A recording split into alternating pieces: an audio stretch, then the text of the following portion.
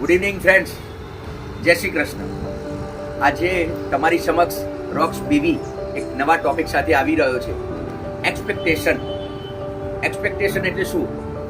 જ્યારે વ્યક્તિ પોતાના રહેલા નજીકના વ્યક્તિઓ સાથે, પોતાના સંબંધો સાથે કોઈ વસ્તુની અપેક્ષાઓ રાખે છે, એક્સપેક્ટેશન રાખે છે, ત્યારે એને કહેવામાં આવે છે એક્સપેક્ટેશન.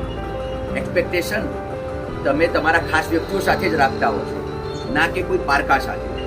હવે જ્યારે પોતાના જ વ્યક્તિ તમને એક ક્વેશ્ચન માર્ક કરે કે ડોન્ટ એક્સપેક્ટ મોર, તો વોટ ઇઝ ધીસ, ત્યારે એ પોતાના વ્યક્તિ પણ પારકા થઈ જતા હોય છે. માટે જીવનમાં પોતાના વ્યક્તિને સમજાવવામાં આવે છે કે તમે પારકા ના બનો, તમે અમારા પોતાના જ છો. અથવા તમે કોઈની સાથે એક્સપેક્ટેશન ના રાખો. લાઈફમાં પોઝિટિવ સાથે રહો અને પોતાના દમ ઉપર કરીને બતાડો.